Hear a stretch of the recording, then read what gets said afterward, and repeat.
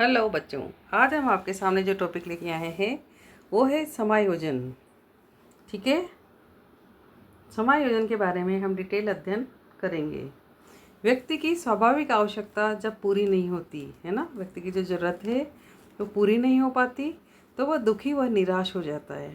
ठीक है ना, जब किसी की इच्छा पूरी नहीं होगी तो वो दुखी व निराश होएगा।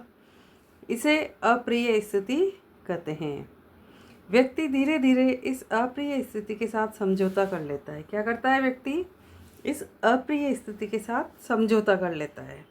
शुरू में तो उसे बहुत बुरा लगता है, अप्रिय लगता है, लेकिन धीरे धीरे वो समझौता कर लेता है और पाता है कि अब वह उतना दुखी नहीं है जितना वह पहले था। मनोविज्ञान की भाषा में यह समझौता ही समायोजन है। मनोविज्ञान की भाषा में जो उसने समझौता किया, पहले वो अप्रिय स्थिति में था, फिर जैसे सब समय बीतता जाता है वो उसके साथ एडजस्टमेंट कर लेता है, बाद में इतना दुखी नहीं होता है। तो इसी को ही, समझौता करने को ही समायोजन कहते हैं। ठीक है, अब स्किनर के उसमें स्किनर कहते हैं कि समायोजन एक अधिगम प्रक्रिया है। ठीक है, स्किनर क्या कहते हैं कि समायोजन क्या है? अधिगम की प्रक्रिया है।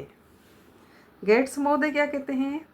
समायोजन एक निरंतर चलने वाली प्रक्रिया है जिसमें व्यक्ति अपने और अपने वातावरण के मध्य संतुलन संबंध बनाने के लिए अपने व्यवहार में परिवर्तन कर लेता है। गेट्स महोदय कहते हैं कि एक निरंतर चलने वाली प्रक्रिया है जिसमें व्यक्ति अपने और अपने वातावरण के मध्य है ना, स्वयं के और स्वयं का वातावरण के मध्य संतुलन संबंध बना लेता है ना, और अपने व्यवहार में परिवर्तन कर लेता है। जब उसका काम पूरा नहीं होगा तो व्यवहार में परिवर्तन धीरे धीरे वो कर लेगा। ठीक है ना, तो गेट्स महोदय कहते हैं कि व्यवहार में परिवर्तन कर लेता है, इसी को ही समायोजन कहते हैं। ठीक है, आगे चलते हैं। बोरिंग, लेगफेल्ड और वेल्स।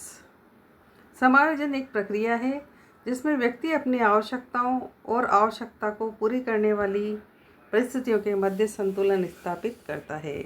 क्या करता है व्यक्ति? अपनी आवश्यकताओं और आवश्यकताओं को पूरा करने वाली परिस्थितियों के मध्य संतुलन स्थापित करता है। अब चलते हैं हम समायोजन की विशेषताएं। समायोजन एक निरंतर चलने वाली प्रक्रिया है। क्या विशेषता है पहली इसकी? ये निरंतर चलने वाली प्रक्रिया है। दूसरी विशेषता है समायोजन सदैव अप्रिय स्थितियों के साथ किया जाता है। समायोजन एडजस्टमेंट कहाँ किया जाता है? जहाँ हमारी इच्छा पूरी नहीं हो रही हो। तीसरी बात है समायोजन एक सुखदायी प्रक्रिया है। यदि हम एडजस्टमेंट कर लेते हैं तो सुखी हो जाते हैं। ठीक है ना। चौथी विशेषता है समायोजन व्यक्ति की समस्या का समाधान है। पांचवा, समायोजन संतुलन प्रदान करता है। और छठा है समायोजन में या तो व्यक्ति स्वयं को बदलता है या स्वयं के अनुरूप वातावरण को, है ना। समायोजन में कंडीशन होती है कि या तो व्यक्ति स्वयं को बदल ले या स्वयं के अनुरूप अपना वातावरण तैयार कर ले। ठीक है ना। अब देखते हैं हम समायोजन के रूप। पहला, समायोजन आवश्यकताएं व इच्छाएं उत्पन्न होने पर जब इनकी पूर्ति में बाधाएं आती है। हमारे अंदर कोई इच्छा जागी या कोई आवश्यकता हमने महसूस की तो उसमें कोई बाधा आ जाए, है ना, कोई बाधा खड़ी हो जाए, अपनी इच्छा पूरी नहीं हो पाए, तो व्यक्ति सामान्य व्यवहार या समाज सम्मत व्यवहार करके इन बाधाओं को दूर करता है। तो व्यक्ति क्या करता है? खुद को समझा लेता है और सामान्य व्यवहार करना शुरू कर देता है, इन बाधाओं को दूर करता है। तो इसे समायोजन कहते हैं। जैसे बस में अधिक भीड़ होने पर खड़े खड़े यात्रा करना। ठीक है, अब जाना जरूरी था तो बस में भीड़ ज़्यादा थी तो सीट नहीं मिली, तो क्या हुआ? उसने समायोजन कर लिया, खड़े खड़े ही यात्रा कर ली। ये समायोजन है। अब एक शब्द और है, आंशिक समायोजन। ठीक है, जब व्यक्ति वातावरण में क्रियाशील रहकर भी इच्छाओं और आवश्यकता की पूर्ति नहीं कर पाता तो उन इच्छाओं और आवश्यकताओं को कल्पना लोक में प्राप्त कर आनंद का अनुभव करता है। ये आंशिक समायोजन है। बहुत सी इच्छाएं ऐसी होती है जो व्यक्ति की पूरी नहीं हो पाती, है ना, तो व्यक्ति क्या करता है? उनकी इच्छाओं को अपनी कल्पना में, लोक में, स्वप्न में, इनमें पूरा करता है। तो उसे कहते हैं आंशिक समायोजन, है ना।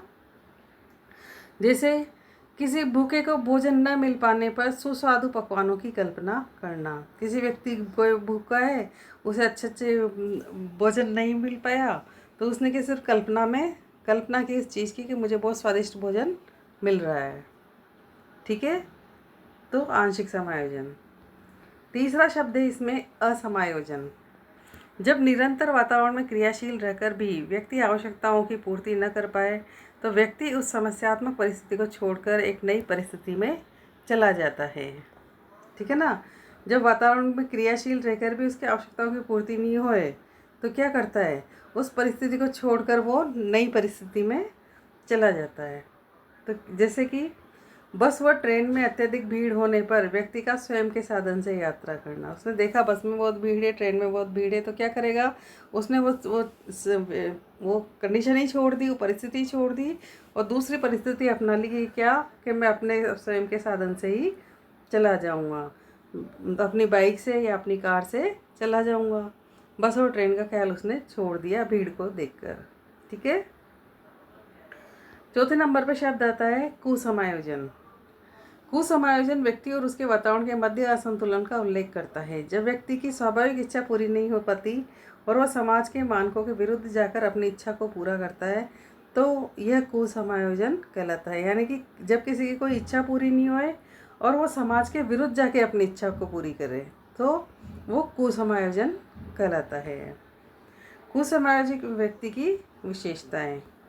कुसमायोजित व्यक्ति अपने आप को परिवेश के अनुकूल ढालने में असमर्थ होता है।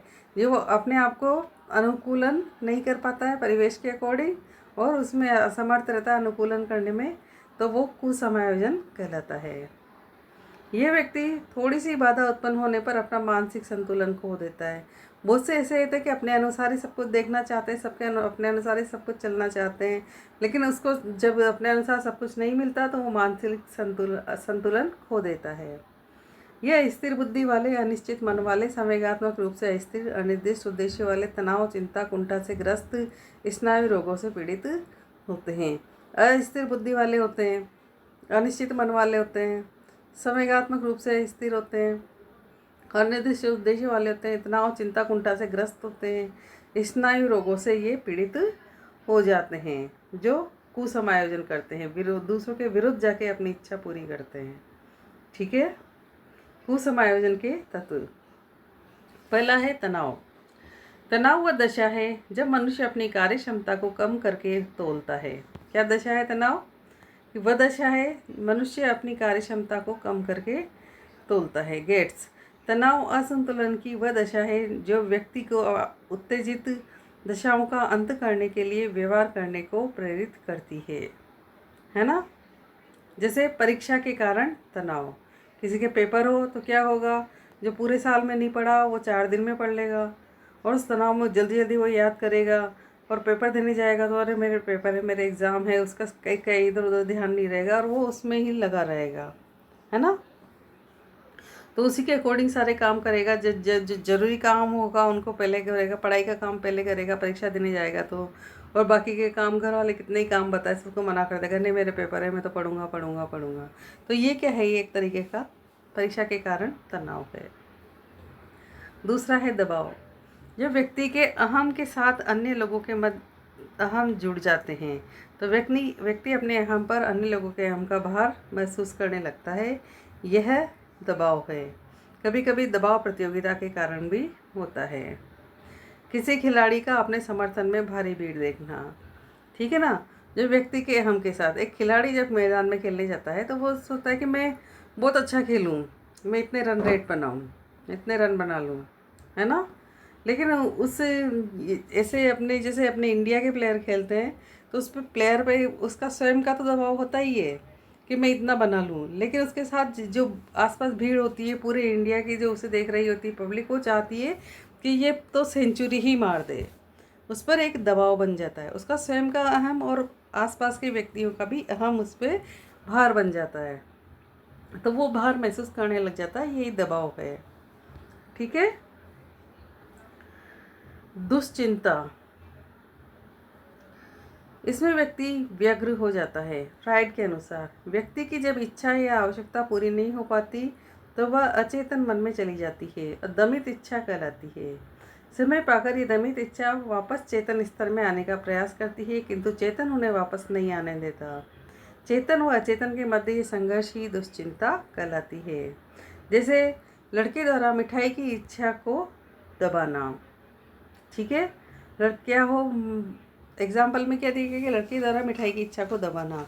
यदि लड़के का मिठाई खाने का मन कर रहा है और डॉक्टर ने उसे मना किया है कि मीठा नहीं खाना है, ठीक है, तो वो क्या करता है, उस चीज़ को अपने अचेतन मन में ले जाता है और मन में, स्वप्न में, इनमें उस चीज़ को, उसको खाना शुरू कर देता है ना। और जब चेतनावस्था में आता है तो वो सोचता है कि चलो मैं दुकान पर जाके खा लूँ, लेकिन वो चेतन वापस उसे, उसका मन कहता है कि नहीं नहीं नहीं खाना, ठीक है ना। तो अचेतन और चेतन के मध्य में जो ये संघर्ष चलता है उसे दुश्चिंता कहते हैं। चौथा शब्द है इसमें भग्नाशा। ये दो शब्दों से मिलकर बना है, भग प्लस आशा, अर्थात आशाओं का टूट जाना। भग्नाशा मतलब भग, आशा यानी कि आशाओं का टूट जाना। किसी इच्छा या आवश्यकता में बाधा उत्पन्न होने वाला संवेगात्मक तनाव भग्नाशा कहलाता है। कोई इच्छा है, कोई आवश्यकता है अपनी, उसमें क्या हुआ, बाधा हो रही है ना, तो वो संवेगात्मक तनाव भग्नाशा कहलाता है। इसमें क्रियाशीलता समाप्त हो जाती है। स्टेशन पर पहुंचने पर ट्रेन का छूट जाना। अब इसमें क्या हुआ, व्यक्ति स्टेशन तक तो पहुंचा था, ट्रेन के पास भी गया था, लेकिन उसकी ट्रेन छूट गई, वो उस पर चढ़ ही नहीं पाया, ठीक है ना। तो उसकी क्रियाशीलता तो समाप्त हो गई, आगे उसको करना ही क्या था, है ना, वो काम उसका हो ही नहीं पाया। तो किसी इच्छा या आवश्यकता में बाधा होने पर उत्पन्न होने वाला संवेगात्मक तनाव भग्नाशा कहलाता है। इसमें क्रियाशीलता समाप्त हो जाती है। पांचवा शब्द है इसमें द्वंद्व। जब एक ही समय में दो विरोधी किंतु परस्पर समान शक्तियाँ कार्यरत हो तो ये द्वंद्व कहलाता है। यह 3 प्रकार का होता है। द्वंद्व क्या होता है, एक ही समय में 2 शक्तियाँ काम कर रही हो, है ना, सब परस्पर समान रूप से काम कर रही हो, तो वो द्वंद्व कहलाता है। जैसे उपागम द्वंद्व, जैसे इसमें डायग्राम बना हुआ है, 2 सिरे बताए गए हैं, प्लस और प्लस के, है ना, बीच में एक गोला सा बना के बताया गया है। अब इस डायग्राम को समझते हैं। ये व्यक्ति एक ही समय में 2 स्थितियों में जाने की इच्छा रखता है, ठीक है। बीच में व्यक्ति है, इसकी इच्छा इधर भी जाने की है, वो उधर भी जाने की है ना, वो लेफ्ट में भी जाएगा और राइट में भी जाएगा। 2 इच्छाओं के बीच में वो फंस रहा है, किंतु सिर्फ एक का ही चयन करता हो, तो उसे कहा जाए कि तेरे पास 2 रास्ते हैं, तो उनमें से एक का चयन करना है। तो ये उपागम द्वंद्व कहलाता है। जैसे एक लड़की भाई की शादी में भी जाना चाहती है और उसी दिन दूसरे शहर में उसकी परीक्षा भी है, तो उसे चयन करना पड़ेगा कि उसकी शादी में जाना है या परीक्षा देना है, ठीक है। तो एक लड़की है और उसको दो दिशाएं, या तो शादी या परीक्षा, ठीक है। दूसरा है इसमें परिहार द्वंद्व। जब व्यक्ति एक ही समय में 2 अवांछित स्थितियों में नहीं जाना चाहता, किंतु उसे उनमें से किसी एक का चयन करना हो, तो ये परिहारात्मक द्वंद्व होगा। जैसे बीच में व्यक्ति है, दोनों तरफ माइनस माइनस बन रहे हैं कि दोनों स्थितियाँ ऐसी है कि वो दोनों जगह नहीं जाना चाहता, लेकिन हालात ऐसे हैं कि उसे जाना ही पड़ेगा, हाँ। तो क्या होगा, ये परिहारात्मक द्वंद्व होगा। दोनों में से एक का उसके चयन करना कंपलसरी है, और दोनों स्थितियाँ ऐसी है कि वो दोनों में नहीं जाना चाहता, फिर भी उसे चयन करना पड़ रहा है, तो वो परिहारात्मक द्वंद्व होगा। अजय के पास नौकरी के 2 विकल्प हैं, परंतु दोनों ही विकल्प उसकी इच्छा के अनुकूल नहीं हैं, और अजय की आर्थिक स्थिति भी कमज़ोर है, ठीक है। तीसरी बात है इसमें उपागम परिहार द्वंद्व। जब व्यक्ति एक ही समय में एक परिस्थिति में जाना चाहता है, दूसरी उसकी इच्छा के अनुकूल नहीं है, फिर भी वह निर्णय न ले पाए, तो उपागम परिहार द्वंद्व कहलाता है ना। क्या है, व्यक्ति है बीच में, एक तरफ तो प्लस है, एक तरफ तो उसकी इच्छा, एक परिस्थिति में तो वो जाना चाहता है, परंतु दूसरी इच्छा के अनुकूल नहीं है। प्लस वाली में तो जाना चाहता है, लेकिन माइनस वाली उसके अनुकूल नहीं है, फिर भी वह निर्णय नहीं ले पाए, तो उपागम परिहार द्वंद्व कहलाता है। जैसे उदाहरण, सुंदर लड़का बिना जॉब वाला, असुंदर लड़का नौकरी पेशा। इसका मतलब है कि एक लड़की है और उसके सामने दो रिश्ते हैं।